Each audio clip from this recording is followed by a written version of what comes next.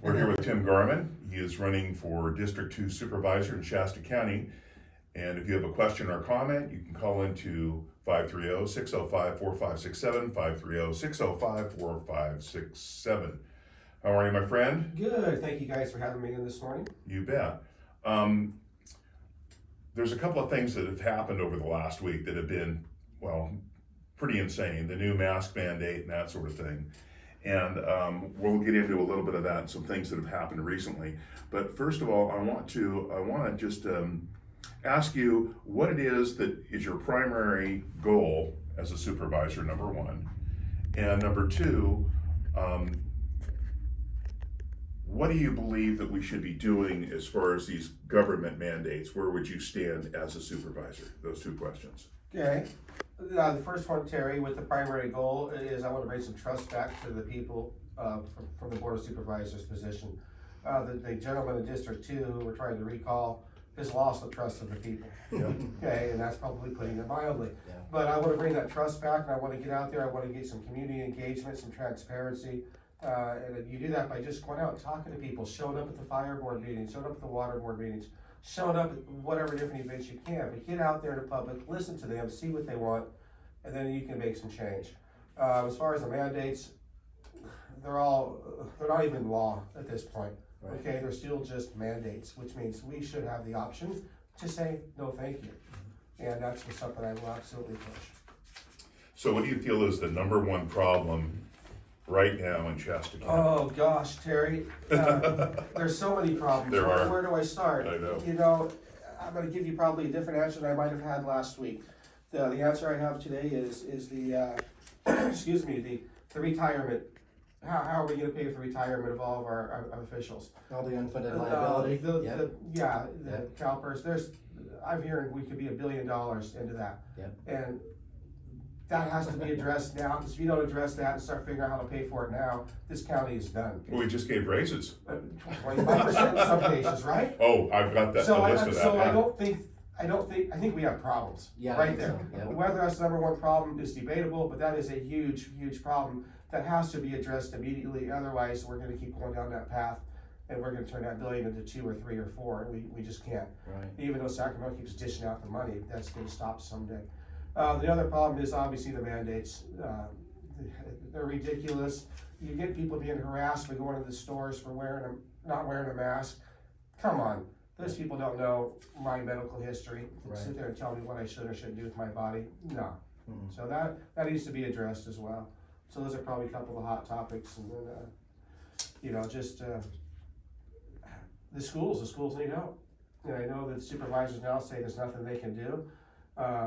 It's all in the local school boards. And one of the frustrating things I've heard from the supervisor meetings that I go to every week is just a citizen, is I keep hearing, I'm just going to go ahead and say the name. Sorry to throw you under the bus, Mary, if you're listening, but she mentions every week, well, I have meetings with the superintendents, I have meetings with the principals. Not once have I heard her say, I've had meetings with the parents. Okay? Yeah. That's the missing point. link, right? No, Yep. It bugs me. It's like, how are you going to get the full story just by talking to these people over here who feel like they're being pressured to follow the state law when all these parents are saying, we're going to pull our kids out of school. So at least they can write a resolution letter to the state, being the supervisors. They won't even do that. Well, what about when you become supervisor, which is going to come up in February?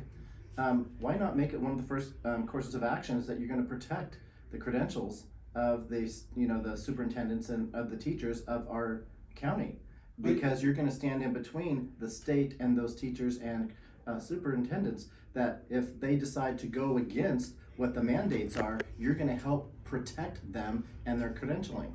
That would be, to me, that would be one of the things that could easily happen with 5 board members unanimously deciding to protect the credentialing of the teachers and the superintendents against the state over what the state is trying to mandate that we all know is garbage.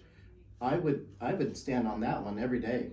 Yeah. I would stand right there, because you're protecting the kids through that action by protecting the teachers and the superintendents. You're protecting them so they can protect the kids. So that's what we have to do. So I would tell the state, go pound sand. You're not taking the credentials from our teachers or our superintendents or anybody else that has to have any kind of a certification. Yeah, Glenn, I'm not sure where that would go. It's something that needs to be looked into. I don't know where the county supervisor's role would play Jurisdiction. into that, the jurisdiction part of Yeah, it. yeah. We can certainly come out and say that. We need a county school superintendent to come out and say that, okay, that would help our case a lot. But if we all got on the same page, it would be a lot easier to protect our teachers and our. Absolutely. Well, you can hit that through basically it's a medical issue. See, that's been the whole thing. I mean, maybe that's the elephant in the room. It's a medical issue. It really isn't any kind of political issue. It's a medical issue. You know, if we know that the swabbing has chemicals on it that could be cancer causing, if we know that the mask creates discomfort and also can lead to different types of illnesses, if we know that the vaccine that's not even really a vaccine is being given to our children or forced upon our children, I mean, who has the liability if one of them gets sick? See, that's the whole thing too. You have practicing medicine without a license, you have liability, there's going to be lawsuits, and these aren't lawsuits that are going to go to court for 10 years. These are lawsuits that are going to be filed by parents because their kids got sick.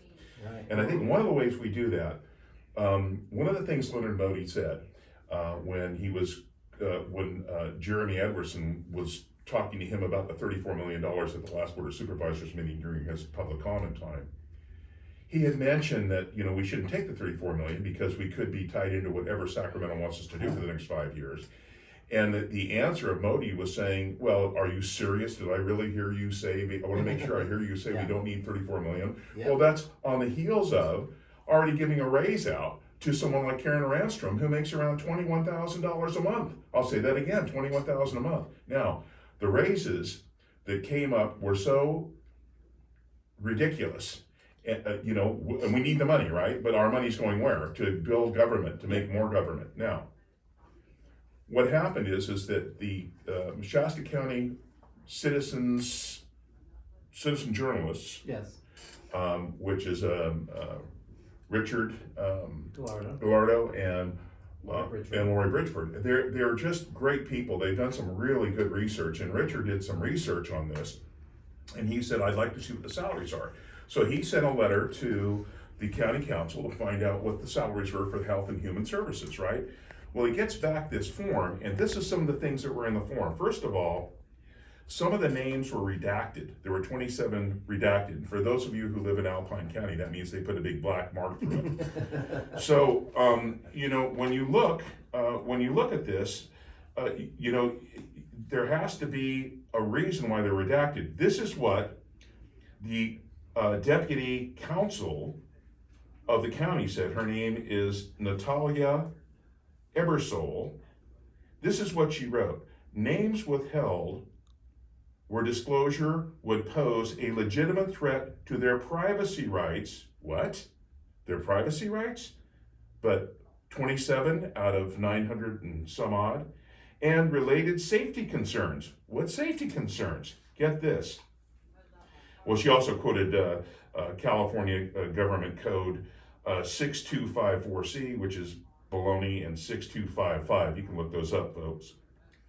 The public interest in disclosing these employees' names is significantly outweighed by preserving their safety and well-being. I am the person responsible for this determination. Natalia K. Ebersole. What? Is her name redacted? No. And so that's what she writes back. So I'm thinking, well, gee, what do these people do that are redacted from this? Right. Many of them are simply eligibility worker supervisors. There's several that are employment training workers at a lower level, but there's a lot of them, but just a few of them are redacted. There is a public health nurse that's redacted. There's a couple of them. Office assistant number 3, the registered certified professor, all these different people that are redacted. Why would they be redacted? Now, and then I'll get done with this, so I want to get your response on all this. In the California Constitution, Article 1, Section 3, the people have the right to instruct their representatives, petition government, or redress grievances, and to assemble freely and to consult for the common good. B, the people have the right to access information concerning conduct of the people's business, and therefore the meetings of public bodies and writings of public officials and agencies shall be open to public scrutiny, which also offsets this closed meeting, these closed session meetings that they have. They're still liable to, according to Article 1, Section 3B, the public. And also these names should be available to the public according to the Constitution. So what's your thought process on that, and what would you do as supervisor? Well, my first thought that comes to mind is there's no transparency. Okay, and where is it? Yeah. And we need to bring it out because we have to. You have to. Okay, You took an oath to it. yeah, you take the oath. So the transparency needs to be dug out of there, and yes, the names and all that should be coming out. I don't understand why. I'm sitting here thinking, I have no idea why they would do that, other than they're trying to hide something. Well, That's the perception I have, whether it's right or wrong, that's the natural Right. perception that we are all gonna have is, what are you hiding? right. When you hide stuff like that. So, we need to get there as become a supervisor, look at all this stuff and take action. And they're also, by redacting those names, Yeah. they're asking for us to do some more digging. Had they not redacted them, they're Maybe ma- that's a good thing, maybe we can dig there some you more go. stuff out. They of always there. inadvertently shoot themselves in the foot Yeah. when Well- they do that. They always inadvertently do something foolish that tells us, maybe we need, our spidey sense kicks in and we decide, we need to do a little more digging on these. How come? Well, and then when you unearth whatever you find out, then you go through the whole list with more scrutiny. Okay. So it always ends up being to the benefit of we, the people that are looking to find that information out, if we think that way and just kind of find out what are they really trying to hide. Well, two things here. One is, it is a direct conflict with Article 1, Section 3B. And we It's- take the oath. So. You take, well, it's against the law, Yeah. the Yeah. California Yeah. Constitution. And the other part of it that bothers me is public interest in disclosing these employees' names is significantly outweighed by preserving their safety and well-being. See, the thing I don't understand about that is we're talking about Health and Human Services here. We're not talking about the FBI, we're not talking about looking into the DA's office, we're not talking about looking into the Sheriff Department or the Police Department. What the hell? Right. I mean, come on, what the hell? This makes no sense. And I really hope that Richard Gallardo does get the opportunity to go on maybe Carl Bott's show, KQMS, anywhere he can Anywhere. to discuss this, because this is absolutely crazy. This is crazy. Yeah. Yeah, it is crazy, Terry. I don't have the answer to that. There's no logical reason for that to happen. And The Constitution says we have the right to know.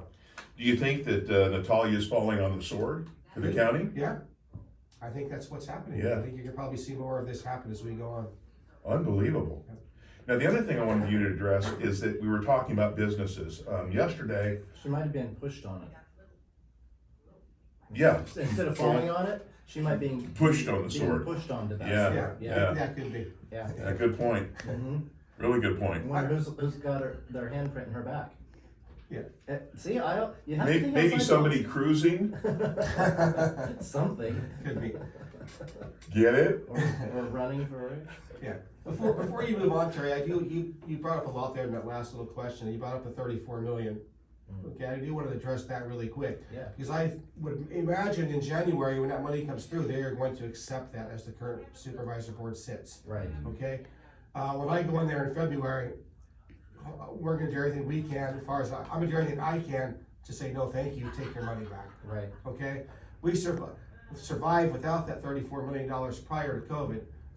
Okay, I don't want those streets attached until December 31st, 2026. I don't wanna have to follow whatever mandates come down. 2026. Yes. 2026, Yeah. you hear that? Yeah. Yeah. Right? Yeah. Whatever mandates they decide they wanna come up with, we will Yeah. have to follow. They're making that decision Okay. now for it to happen all No. the way till that. Oh, No, 4 years. no, you cannot make a decision for 4 years out. No. No, that is not Not it doesn't make sense in any kind of way, shape, or form, including economical. You just, no, you can't do that. So that money will go back if I have any say-so in that, and I will push for that to happen.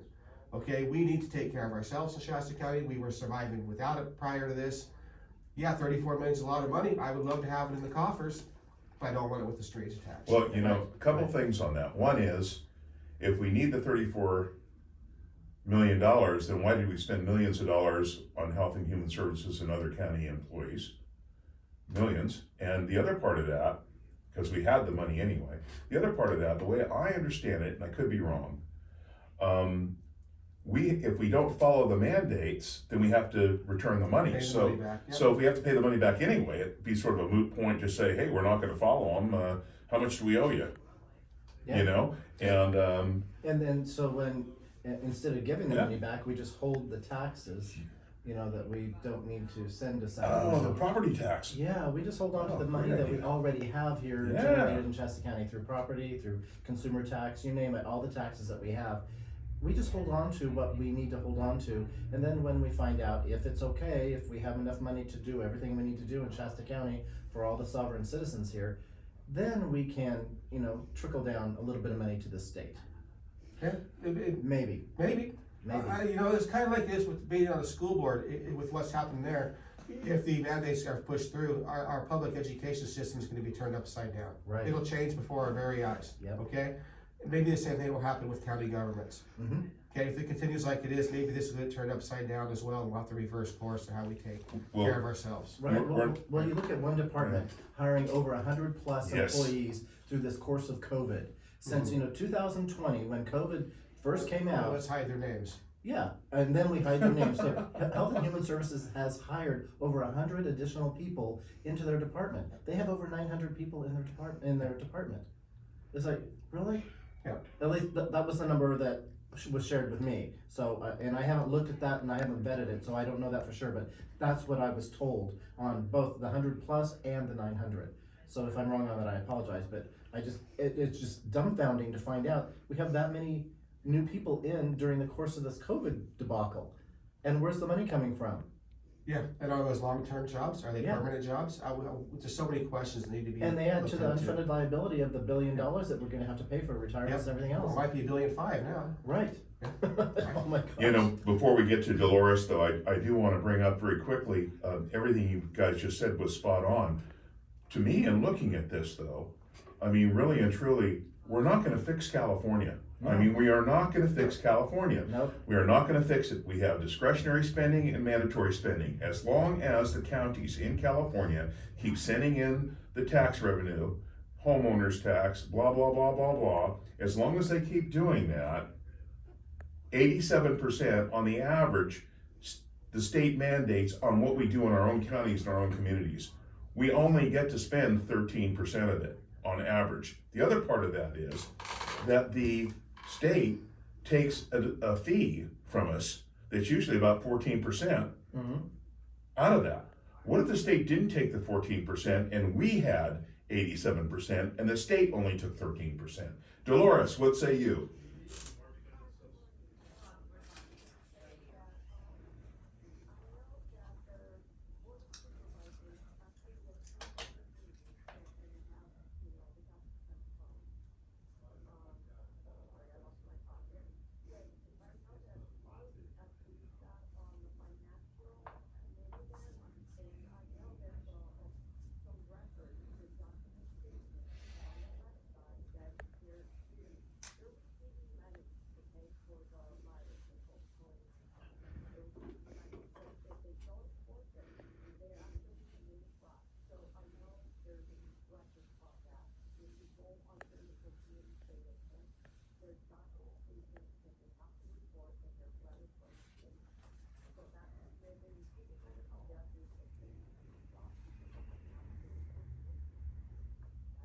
Mm-hmm.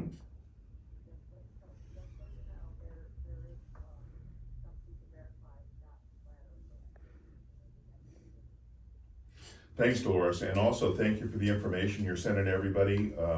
Continue to do that. It's great that you do that, and we need to involve as many people as we can in these correspondences that we have, because it's important that a lot of people know what the facts are. That's why we're bringing a lot of this stuff up. So again, thank you, Dolores. Have a great day. Thank you so much. Hey Tim, quick question. How do you feel about the stay-at-home mandate with masks?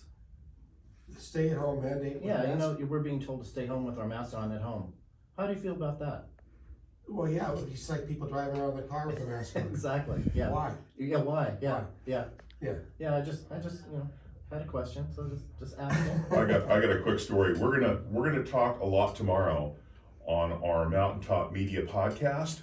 We're gonna be talking about more about these redacted names, more about what's going on in Shasta County, more about where the money's going. We're also gonna be talking about one other subject that I might be able to get into a little more detail on, but at this point, just to give you an idea, because Wynn brought it up about the masks.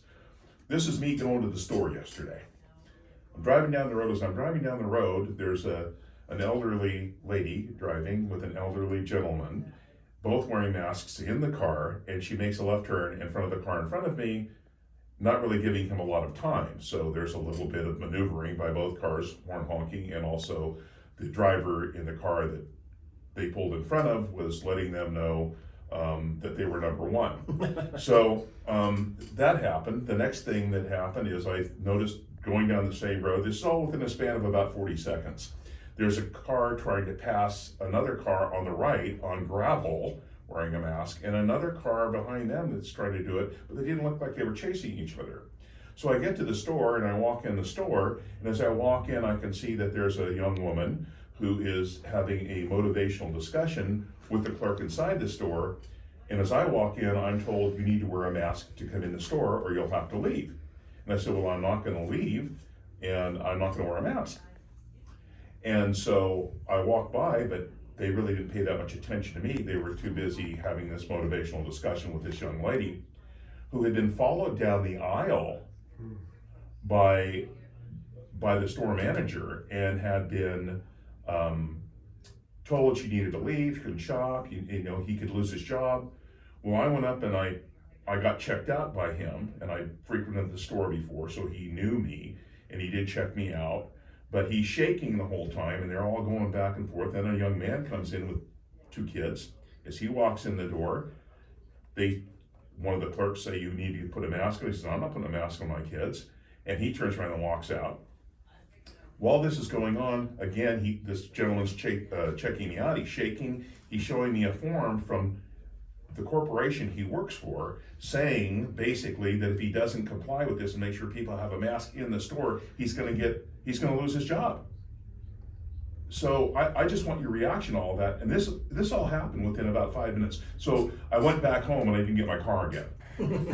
Yeah, that's terrible. Number one, why are you chasing a young lady down the aisle? Yeah, Right? just that is scared. Scary. I mean, that's scary for her. He wasn't rude. I mean, he was just afraid. Still, It's still weird. Bullying, whatever Yeah, you want to call it. weird, yeah. Obviously, he feels like he's being bullied from the top of Yes. his company, or he wouldn't be taking this kind of action to be shaking. Yep. He obviously legitimately fears his job, Yeah. and his livelihood, and feed his kids, perhaps. Mhm. So I can see where he's coming from to a point, but you can't harass people over it. It's just not right. That is really, really. This has to stop. The madness has to stop, you guys. Mhm. You know, and why can the governor come out and say, well, San Francisco, you don't have to wear a mask, but you do in Reading, the rest of the state. Yeah. Right? Why are there certain areas they don't have to wear a mask? See, that's Okay. that's action without representation right there. Yeah. So it's We're not being represented. So as a supervisor, equally. I will do what I can to clean up our county and open up this county completely, because that is ridiculous. Right. Well, And another thing, Terry, too, is medically wise, my doctor knows what's best for me, right? Mm-hmm. Even a county public health department leader doesn't know my medical history. Right. Right. There's HIPAA laws to protect that. So do they have the right to tell me, or to tell the store owner to tell me, that guy has to wear a mask? Maybe there's a reason why I don't wear a mask, Mm-hmm. right? Maybe there's a reason why I can't take the vaccine. Maybe the vaccine would kill me. I'm hypothetically speaking here, but we don't know. I don't know what your history is, Wynn, or you, Terry, with your medical stuff. Right. So why are these people dictating our medical history when they don't even have a license to practice medicine? And they have not spoken It's a to you. problem. Even if they did have that, they still haven't spoken to you and done a research on you per se for your body as to what could be detrimental for you. No, They're not doing it. it's terrible, and they're pushing this and pushing this. I'm going to take it a little bit twist on it here real quick. I have two daughters who are type 1 diabetics, and my daughter had a service dog for many years. She could take that dog into any store she wanted, Mm-hmm. okay, and they could ask, all she could say is, it's a service dog. Mm-hmm. From that point on, that store employee cannot ask, what kind of service dog? Right. They can ask no more questions Mm-hmm. in the store. Right. Why is this different? Right. Exactly. You know, we have about a minute left. Tim, I have to say that, it's always a delight having you on, it's a, you know, and the thing that makes me, the thing I really like about you that's a strong point is that you're kind of like, you know, you're one of us, and you're someone who's a person who isn't a bureaucrat, but somebody who wants to make a real change. So how can people get a hold of you? How can they donate to you? Go ahead, brother. GarmanForSupervisor.com, that's GarmanFor, and then supervisor.com. Facebook page as well, Garman for Supervisor. Cell phone, 530-357-4200. Call or text, I'll take either one. And I will respond to you whether you agree or not.